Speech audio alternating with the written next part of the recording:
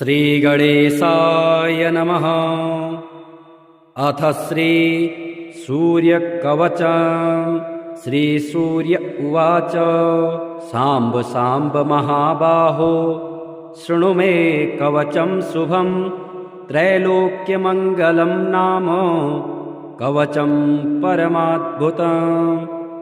यज्ञात्वा मन्त्रवित् सम्यक् फलं प्राप्नोति निश्चितं यद्धृत्वा च महादेवो गणानां धिपो भवत्।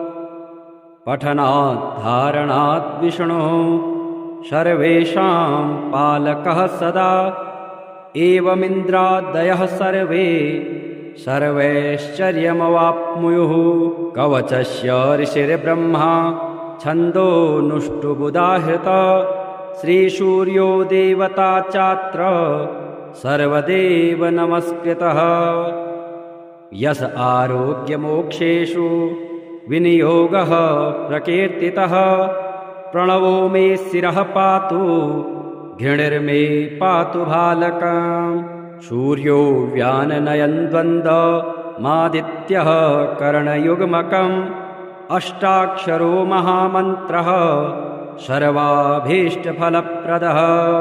ह्रीं बीजं मे मुखं पातु हृदयं भुवनेश्वरे चन्द्रबिम्बं विंशदाद्यं पातु मे गुह्यदेशकम्। अक्षरोऽसौ महामन्त्रः सर्वतन्त्रेषु गोपितः शिवो वह्नि समायुक्तो वामाक्षी बिन्दुभूषितः।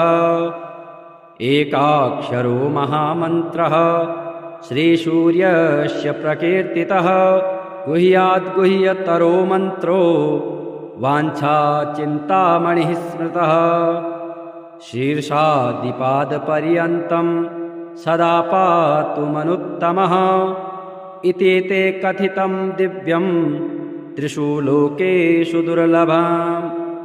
श्रीपदं कान्तिदं नित्यं धनारोग्यविवर्धनं कुष्ठादिरोगशमनं महाव्याधिविनाशनम्। त्रिसन्ध्यं यः पठेन्नित्यमरोगे बलवान् भवेत् बहूनां किमिहोक्तेन यद्यन्मनसि वर्तते तत्सर्वं भवेत्तस्य कवचस्य च धारणात् भूतप्रेतपिशाचाश्च यक्षगन्धर्वराक्षसः ब्रह्मराक्षसवेताला न द्रष्टुमपेतं क्षमः दूरादेव पलायन्ते तस्य संकीर्तनादपि। भूर्जपत्रे समालिख्य रोचना गुरुकुङ्कुमः रविवारे च संक्रान्त्यां सप्तम्यां च विशेषतः धारयेत् साधकः श्रेष्ठः श्रीसूर्यस्य प्रियो भवेत्। त्रिलोहमध्यगं कृत्वा धारयेत् दक्षिणे करे शिखायाम् अथवा कण्ठे सोऽपि सूर्यो न संशयः।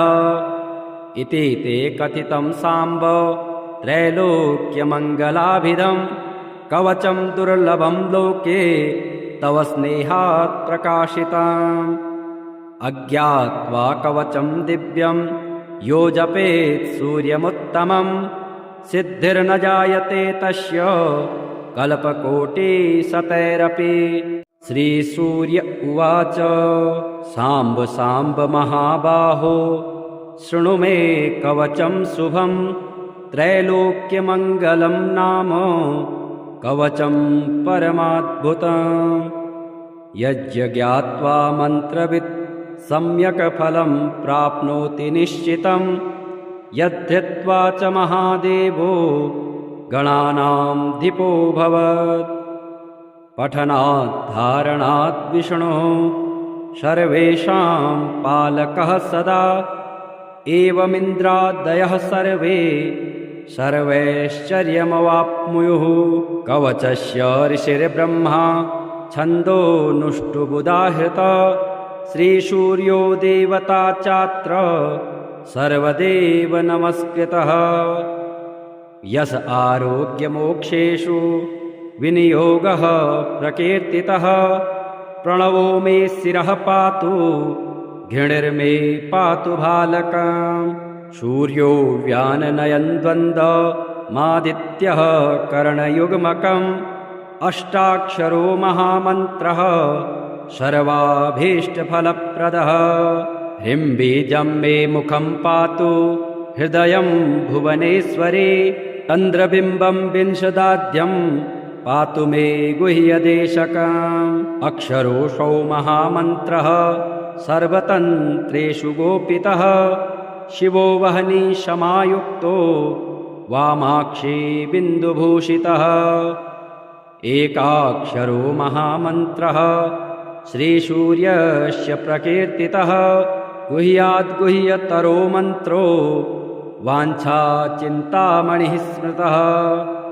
शीर्षादिपादपर्यन्तं सदा पातु मनुत्तमः इति ते कथितं दिव्यं त्रिषु लोकेषु दुर्लभम् श्रीपदं कान्तिदं नित्यं धनारोग्यविवर्धनं कुष्ठादिरोगशमनं महाव्याधिविनाशनम् त्रिसन्ध्यं यः पठेन्नित्यमरोगे बलवान् भवेत् बहूनां किमिहोक्तेन यद्यन्मनसि वर्तते ततत्सर्वं भवेत्तस्य कवचस्य च धारणात् भूतप्रेतपिशाचास्स यक्षगन्धर्वराक्षसः ब्रह्मराक्षसवेताला न द्रष्टुमपेतं क्षमः दूरादेव पलायन्ते तस्य संकीर्तनादपि भूर्जपत्रे समालिख्य रोचना गुरुकुङ्कुमः रविवारे च संक्रान्त्यां सप्तम्यां च विशेषतः धारयेत् साधकश्रेष्ठः श्रीसूर्यस्य प्रियो भवेत् त्रिलोहमध्यगं कृत्वा धारयेत् दक्षिणे करे शिखायामथवा कण्ठे सोऽपि सूर्यो न संशयः इति ते कथितं साम्ब त्रैलोक्यमङ्गलाभिधं कवचं दुर्लभं लोके तव स्नेहात् प्रकाशितम् अज्ञात्वा कवचं दिव्यं यो जपेत् सूर्यमुत्तमं सिद्धिर्न जायते तस्य कल्पकोटिशतैरपि श्रीसूर्य उवाच साम्ब साम्ब महाबाहो शृणु मे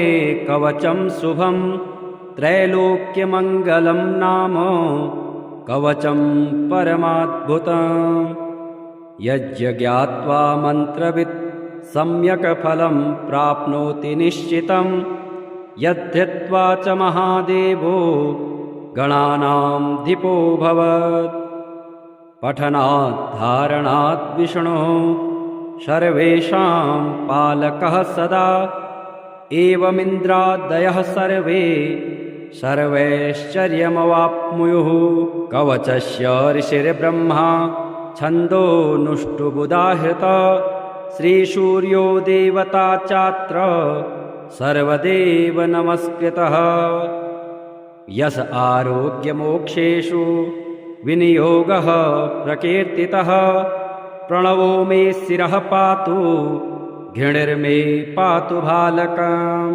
सूर्यो व्याननयन् द्वन्द्वमादित्यः करणयुग्मकम् अष्टाक्षरो महामन्त्रः सर्वाभीष्टफलप्रदः ह्रीं बीजं मे मुखं पातु हृदयं भुवनेश्वरी चन्द्रबिम्बं विंशदाद्यं पातु मे गुह्यदेशकम् अक्षरोऽसौ महामन्त्रः सर्वतन्त्रेषु गोपितः शिवो वह्नि समायुक्तो वामाक्षी बिन्दुभूषितः एकाक्षरो महामन्त्रः श्रीसूर्यस्य प्रकीर्तितः गुह्याद्गुह्यतरो मन्त्रो वाञ्छाचिन्तामणिः स्मृतः शीर्षादिपादपर्यन्तं सदा पातु मनुत्तमः इति ते कथितं दिव्यं त्रिषु लोकेषु दुर्लभम्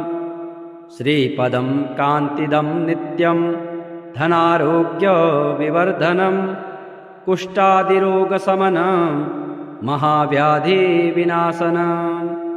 त्रिसन्ध्यं यः पठेन्नित्यमरोगे बलवान् भवेत् बहूनां किमिहोक्तेन यद्यन्मनसि वर्तते ततत्सर्वं भवेत् तस्य कवचस्य च धारणात् भूतप्रेतपिशाचाश्च यक्षगन्धर्वराक्षसः ब्रह्मराक्षसवेताला न द्रष्टुमपि तं क्षमः दूरादेव पलायन्ते तस्य संकीर्तनादपि ऊर्जपत्रे समालिख्य रोचना गुरुकुङ्कुमः रविवारे च संक्रान्त्यां सप्तम्यां च विशेषतः धारयेत् साधकश्रेष्ठः श्रीसूर्यस्य प्रियो भवेत् त्रिलोहमध्यगं कृत्वा धारयेत् दक्षिणे करे शिखायाम् अथवा कण्ठे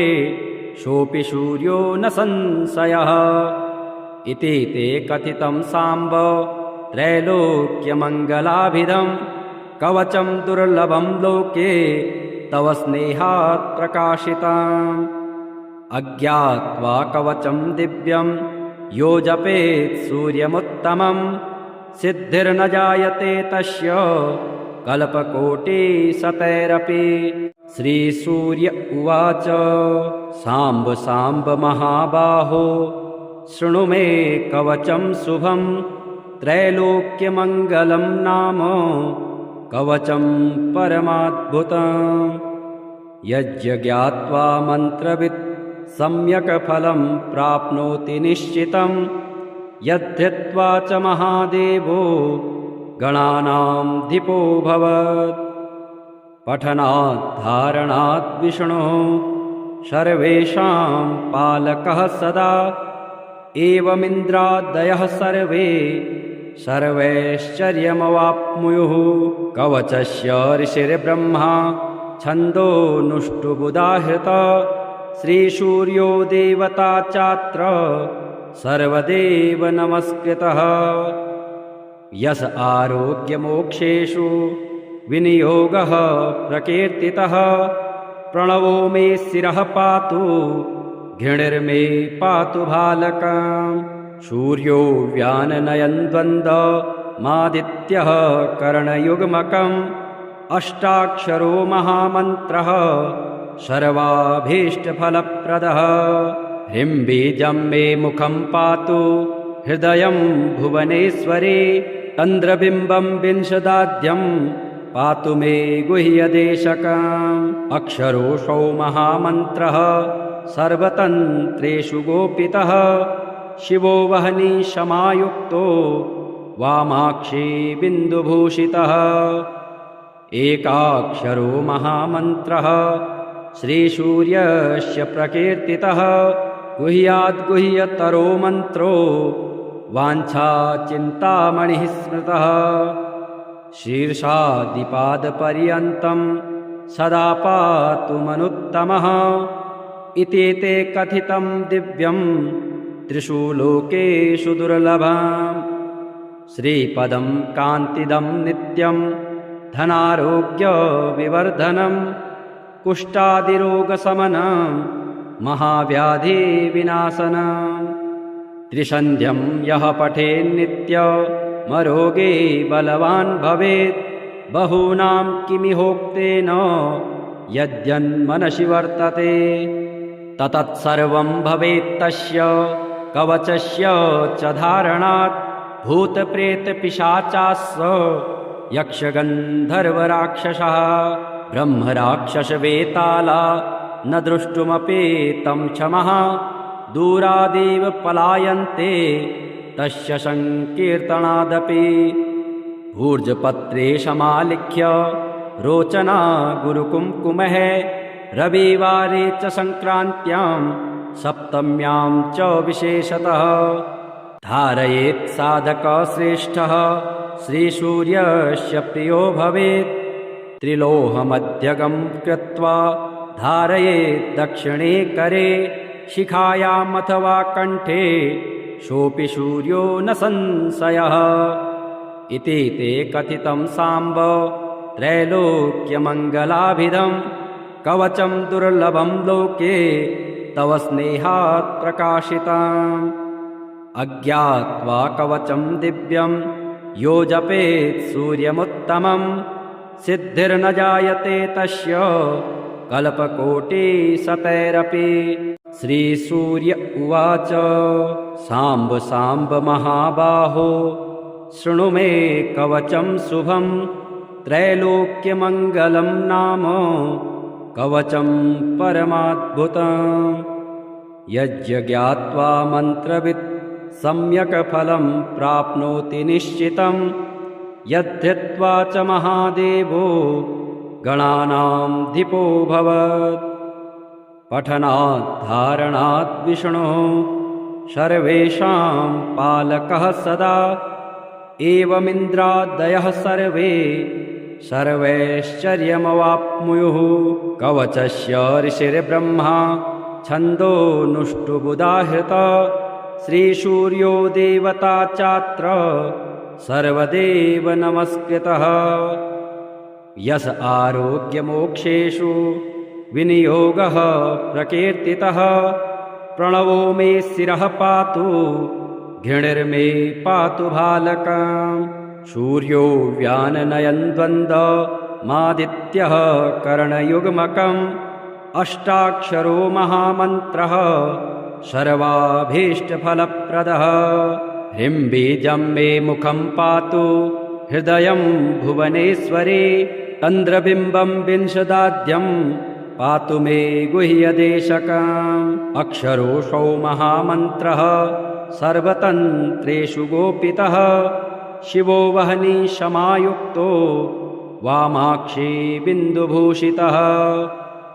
एकाक्षरो महामन्त्रः श्रीसूर्यस्य प्रकीर्तितः गुह्याद्गुह्यतरो मन्त्रो वाञ्छाचिन्तामणिः स्मृतः। शीर्षादिपादपर्यन्तं सदा पातु मनुत्तमः इति ते कथितं दिव्यं त्रिषु लोकेषु दुर्लभम्। श्रीपदं कान्तिदं नित्यं धनारोग्यविवर्धनं कुष्ठादिरोगशमनं महाव्याधिविनाशनम्। त्रिसन्ध्यं यः पठेन्नित्यमरोगे बलवान् भवेत् बहूनां किमिहोक्तेन यद्यन्मनसि वर्तते ततत्सर्वं भवेत्तस्य कवचस्य च धारणात् भूतप्रेतपिशाचाश्च यक्षगन्धर्वराक्षसः ब्रह्मराक्षसवेताला न द्रष्टुमपि तं क्षमः दूरादेव पलायन्ते तस्य संकीर्तनादपि।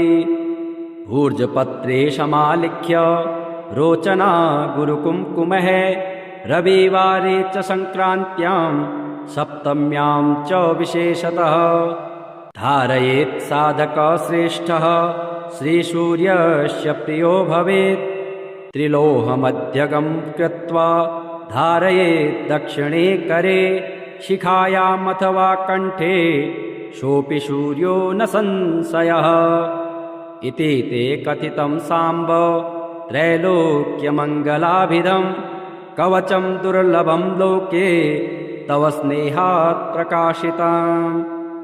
अज्ञात्वा कवचं दिव्यं यो जपेत् सूर्यमुत्तमं सिद्धिर्न जायते तस्य कल्पकोटिशतैरपि। श्रीसूर्य उवाच साम्ब साम्ब महाबाहो शृणु मे कवचं शुभं त्रैलोक्यमङ्गलं नाम कवचं परमाद्भुतम् यज्ञात्वा मन्त्रवित् सम्यक् फलं प्राप्नोति निश्चितं यद्धृत्वा च महादेवो गणानां धिपो भवत्।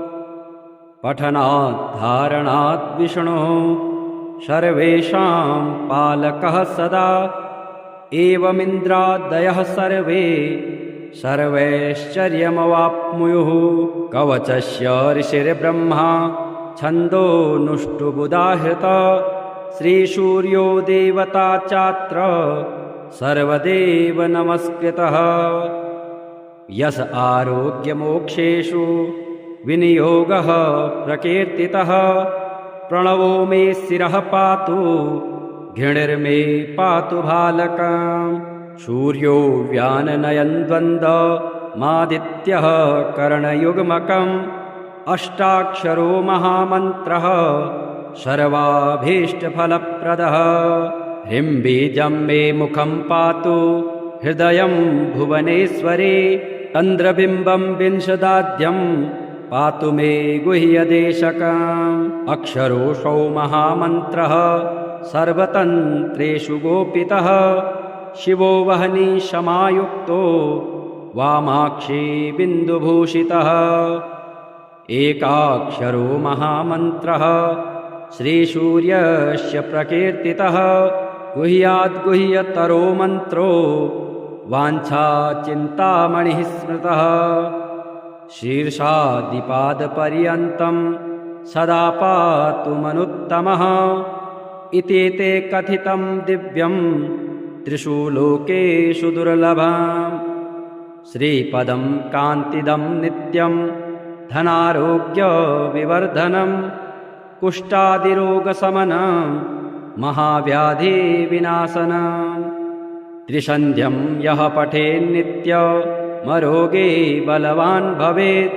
बहूनां किमिहोक्तेन यद्यन्मनसि वर्तते ततत्सर्वं भवेत्तस्य कवचस्य च धारणात्। भूतप्रेतपिशाचाश्च यक्षगन्धर्वराक्षसः ब्रह्मराक्षसवेताला न द्रष्टुमपेतं क्षमः। दूरादेव पलायन्ते तस्य संकीर्तनादपि। भूर्जपत्रे समालिख्य रोचना गुरुकुङ्कुमः। रविवारे च संक्रान्त्यां सप्तम्यां च विशेषतः। धारयेत् साधकश्रेष्ठः श्रीसूर्यस्य प्रियो भवेत्।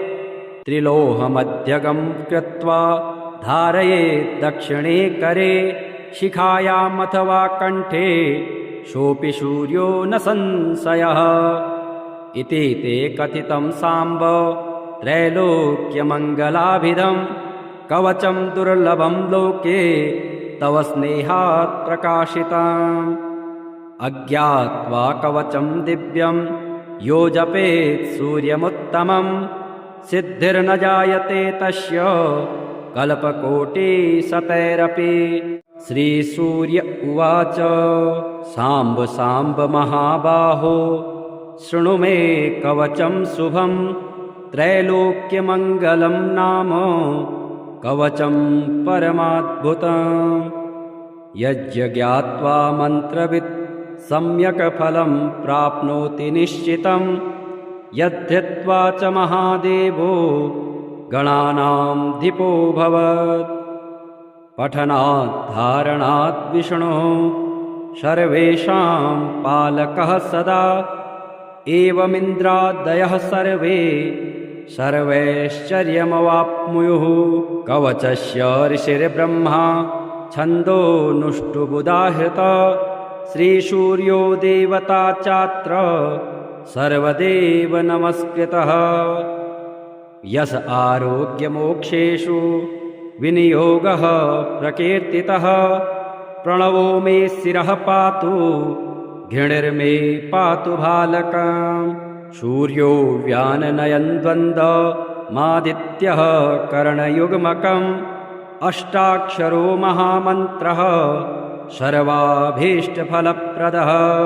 ह्रीं बीजं मे मुखं पातु हृदयं भुवनेश्वरी।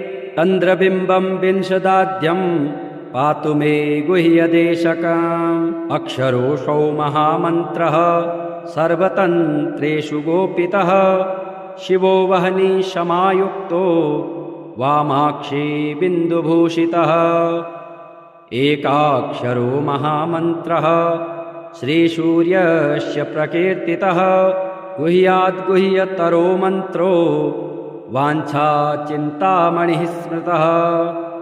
शीर्षादिपादपर्यन्तं सदा पातु मनुत्तमः।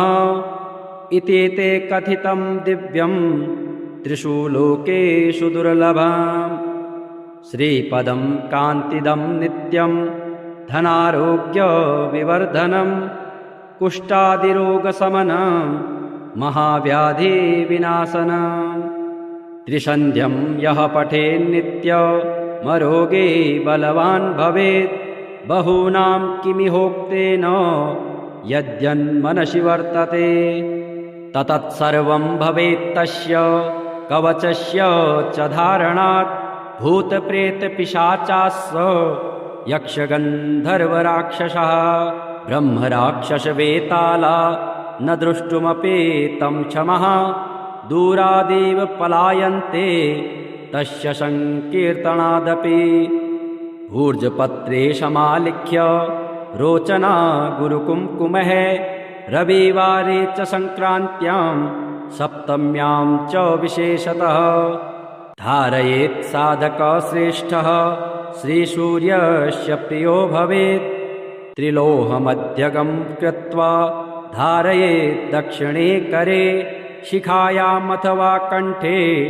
सोऽपि सूर्यो न संशयः इति ते कथितं साम्ब त्रैलोक्यमङ्गलाभिधं कवचं दुर्लभं लोके तव स्नेहात् प्रकाशितम् अज्ञात्वा कवचं दिव्यं यो जपेत् सूर्यमुत्तमं सिद्धिर्न जायते तस्य कल्पकोटिशतैरपि।